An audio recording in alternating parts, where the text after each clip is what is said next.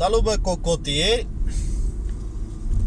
Bine v-am găsit la un nou videoclip de aiurea, adică unul făcut așa de plictiseală. Nu vreau să vă spun cine știe ce, că nu știu ce să vă zic, nu sunt în măsură să vă zic. Așa că uitați-vă dacă vreți la chestii spuse aiurea, așa. Ce azi vă spun, frate, până la urmă, nu contează că ai bani, că nu ai bani, ești sărac, nu ești sărac. Nu toate astea contează în viață. Vezi, frate, că vine un virus de ăsta de dracu, noi și ne ducem dracu toți. Și că ai bani și că n-ai bani. Toți suntem la fel. Chiar dacă unul are Gucci, Balenciaga, că e la modă, toate chestiile astea. Nu e aia fericire, frate. Mulți poate se gândește că, bă, ăla-i fericit că are bani. Nu-s bani. Nu-s banii fericirea. Adică până să am copilul, știi? Și să-mi văd familia sănătoasă, așa gândeam și eu, că, bă, lupt pentru bani, pentru că cu banii poți avea orice, nu poți avea orice. Înțelegi? Ce să vă zic? Luptați, frate, în viață pentru chestiile care într-adevăr contează. Luptă pentru o familie, pentru că aia îți rămâne când te duci. Înțelegi? Nu-ți rămâne casa care ți-ai făcut-o, nu-ți rămâne banii. Banii îți rămân, dar tu oricum poți să, cum să spun, chiar dacă îți rămân, nu-i mai cheltui tu. Adică nu știu dacă înțelegi ce vreau să spun. Trebuie să-ți trăiești viața, frate, să te bucuri de clipele care într-adevăr contează. Nu să te bucuri că, bă, m-am dus și mi-am cumpărat o geacă de la Gucci și am dat 1000 de euro pe ea. E o fericire fake. Adică e o fericire pe care nimeni nu interesează. Da, sunt mulți, dar ăia, de acolo vine cuvântul de cocalar. Înțelegi? Pentru că ăia când te vede că tu ai o geacă, ai nu știu ce, devine invidioș. Ăsta e plin de bani, e fericit, dar nu știi ce e în sufletul tău. Înțelegi? Sufletul tău poate cu geaca aia îți îmbraci corpul, înțelegi? Dar nu și sufletul. Pentru sufletul tău poate ți-ar trebui altceva. O iubită, o familie, ți-ar trebui, ce știu eu, poate ai părinții nu sănătoși. Nu știu cum să-ți explic. E roșu, tu te dracu. Poate în sufletul tău ai alte probleme care banii nu le pot cumpăra, înțelegi? Deci gândiți-vă un pic, cum ar fi să ai un copil. Deci eu mă gândesc la chestiile astea și mă doare, frate, că și eu sunt părinte. Mă gândesc la niște chestii care, cum ar fi ca să ai un copil, să-l aștepți atâta timp și să se nască bolnav, să aibă o problemă. Doamne ferește, nu doresc nimănui, frate. Pentru că copiii e într-adevăr cea mai mare bogăție a omului.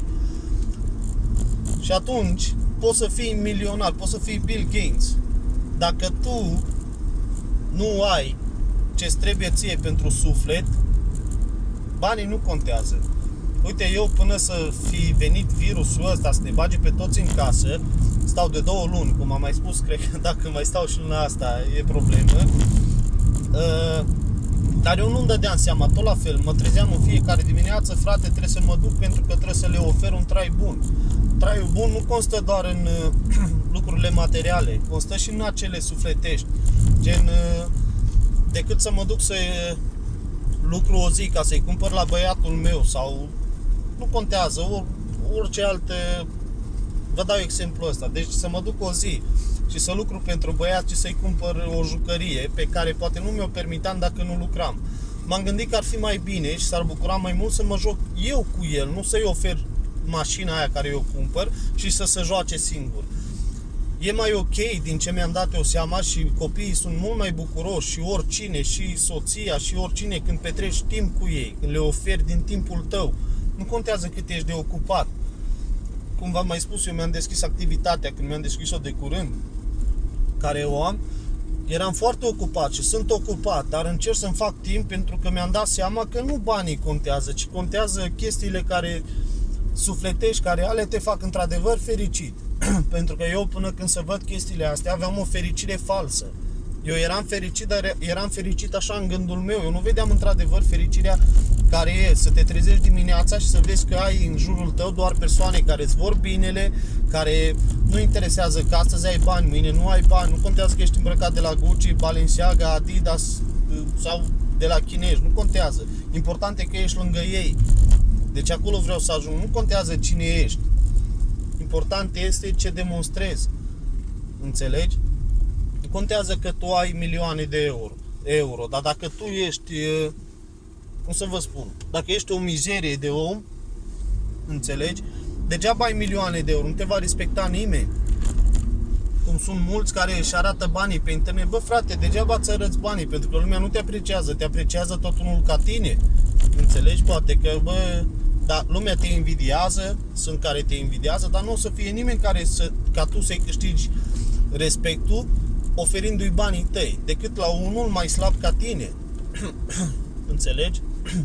Altfel, cum am spus și o repet, dacă n-aveți ce face cu banii și aveți prea mulți, bă, frate, sunt mii și mii de copii care mor de foame, care n-au ce mânca, efectiv, deci o duc rău, n-au haine, n-au absolut nimic. De ce nu-i ajutați pe ăia? Decât să vă arătați voi pe internet cu bani sau oriunde în altă parte.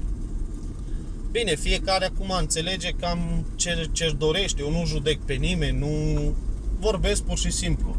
Nu judec, nu sunt invidios pe nimeni, n-am treabă cu nimeni, pentru că așa e mai bine. Deci, după cum spuneam, decât să-ți arunci banii pe porcării și pe astea, sau pur și simplu să-ți faci tu fițele care e o bucurie de moment. Ia du-te și ajută un copil să vezi dacă nu ești mai bucuros de 1000 de ori.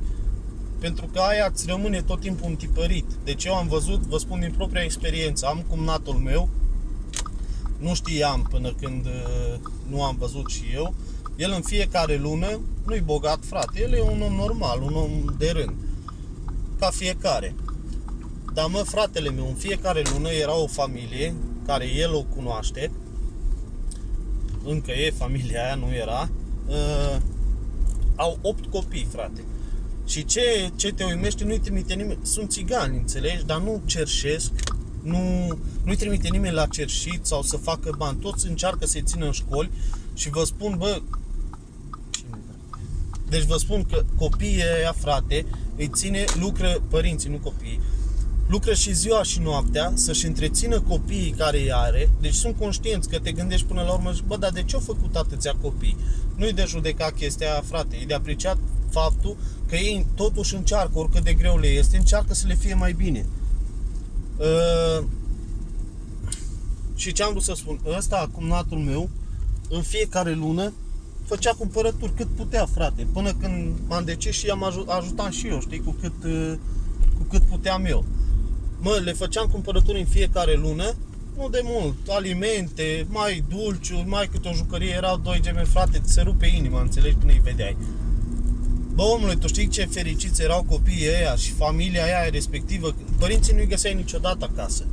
Era tot timpul, erau plecați, era un băiat de 16 ani, țin minte, când mergeam, acum sunt în Italia, nu mai pot, adică aș putea să-i ajut, dar nu mai am niciun contact cu ei. Și din câte am înțeles sunt bine. Era un băiatul cel mai mare, avea 16 ani, avea grijă de toți, frate, stăteau într-o garsonieră. Deci, mă, când suna, Cosmin îl cheamă, știi, pe cumnatul meu. Când suna ăla la ușă și ăsta întreba că cine e, Cosmin. Bă, fratele meu, deci o bucurie ca aia, cum săreau toți copiii aia în sus, că vine Cosmin, știa deja cine vine, înțelegi, că îl cunoștea deja. Bucurie, mă. Dar aia, și sunt mulți ani de atunci de când a trecut, mie mi-a rămas în inimă, frate. Mi-a rămas în gând imaginea la copiii ăia, erau 2 cei mai mici erau.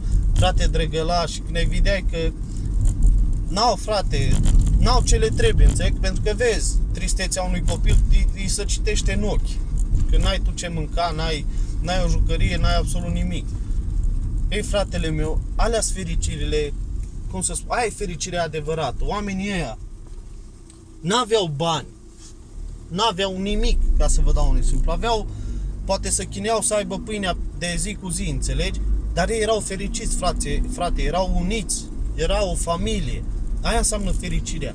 Oricât de greu ți-ar fi, frate, dar dacă tu ai persoanele dragi lângă tine și sunt sănătoși și îți vor binele, aia te bucură. Deci și eu, până a fi chestia asta cu carantina, tot timpul am crezut că banii te fac fericit. Nu te fac fericit banii, frate. Banii îți trebuie, nu că nu-ți trebuie. Banii îți trebuie la orice, deci trebuie să iai, dar nu e aia fericirea maximă. Fericirea maximă e asta. Și cam atâta, nu vă mai spun prea mult, deja am făcut 10 minute, frate. Ceau, la revedere!